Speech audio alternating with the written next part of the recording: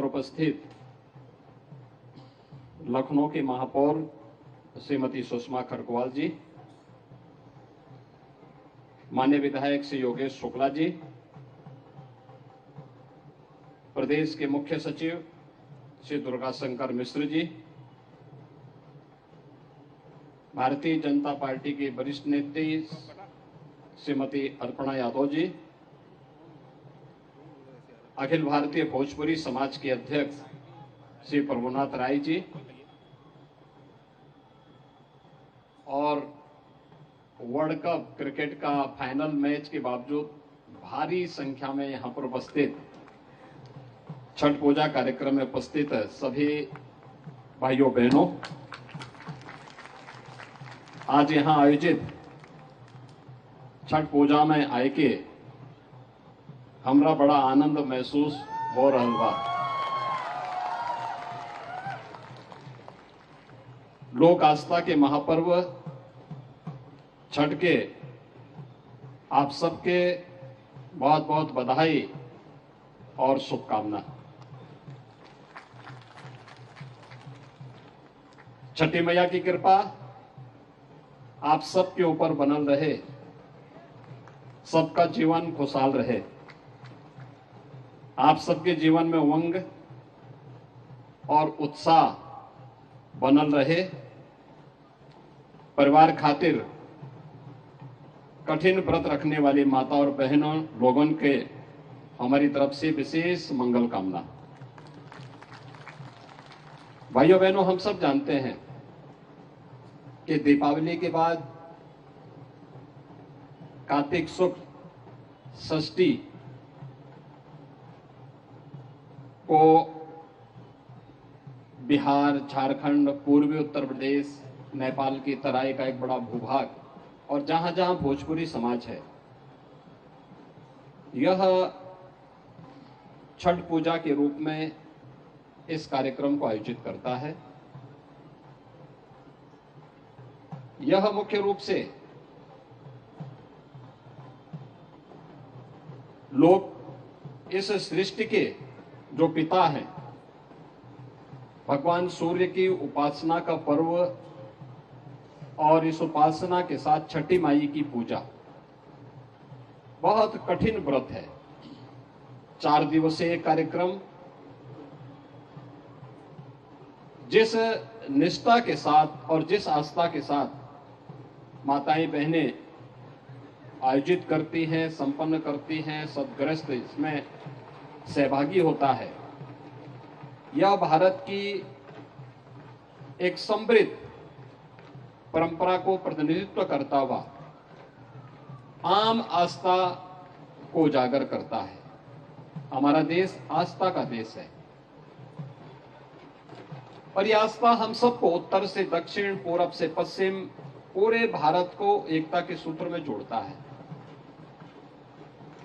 इस आस्था ने ही विपरीत परिस्थितियों में पूरे भारत को एकजुट करके रखा। आप याद करिए, मध्यकाल में जिन विदेशी आक्रांताओं ने हमारे धर्मस्थलों को अपवित्र किया था, क्षतिग्रस्त किया था, अगर ये आस्था नहीं होती तो हम भी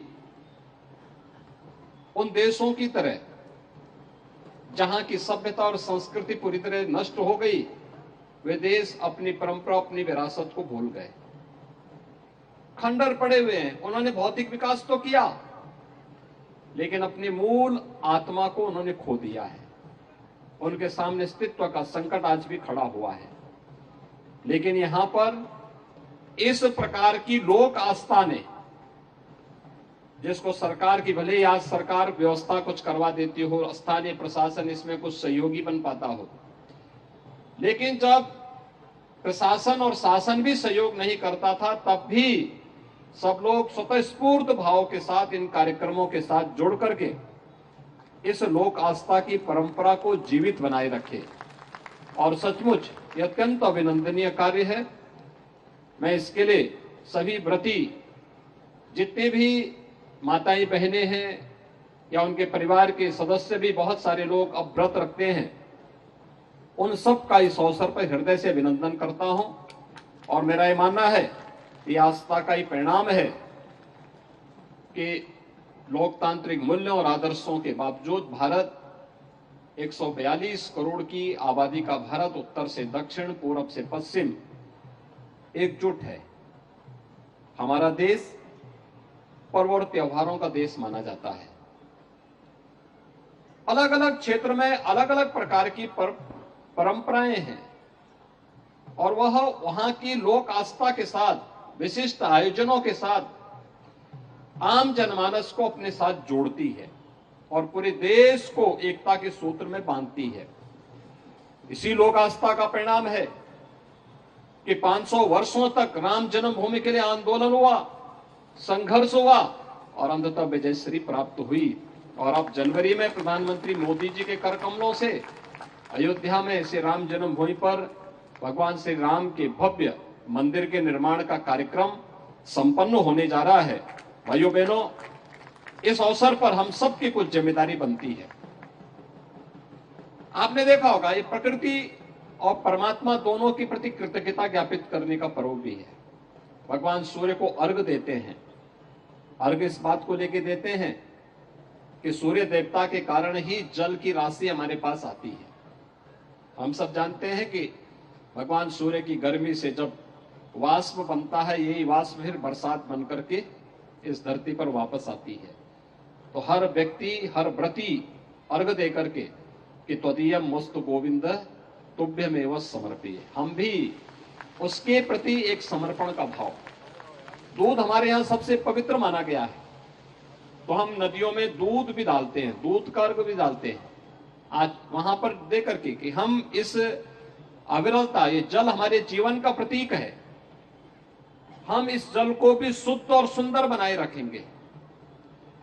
हमारा दायित्व बनता है। आयोजन के बाद कार्यक्रम संपन्न हो, इसके बाद आयोजकों का दायित्व बनता है वह स्वयं सेवकों की मदद से, प्रशासन की मदद से घाटों की, नदियों की स्वच्छता के कार्यक्रम के साथ भी जुड़े हैं। याद रखना, जल है तो जीवन है। हम सब जल की शुद्धता को, प्रकृति की शुद्धता को, प्रकृति के सौंदर्य को बनाए रखने के लिए जितना प्रयास हो सकता है, यह मानव जीवन के लिए, इस मानवीय सृष्टि के लिए और इस जीव सृष्टि के लिए उतना ही उत्तम होगा। और इन सभी कार्यक्रमों के साथ हमें निरंतर जुड़ते रहना चाहिए। आज के इस अवसर पर एक बार फिर से छठी मैया के आशीर्वाद आप सब पर बनल रहे, इस बात की प्रार्थना करते हुए आप सबको मैं छठ पर्व की हृदय से बधाई देता हूं, अपनी शुभकामनाएं देता हूं। धन्यवाद। जय हिंद।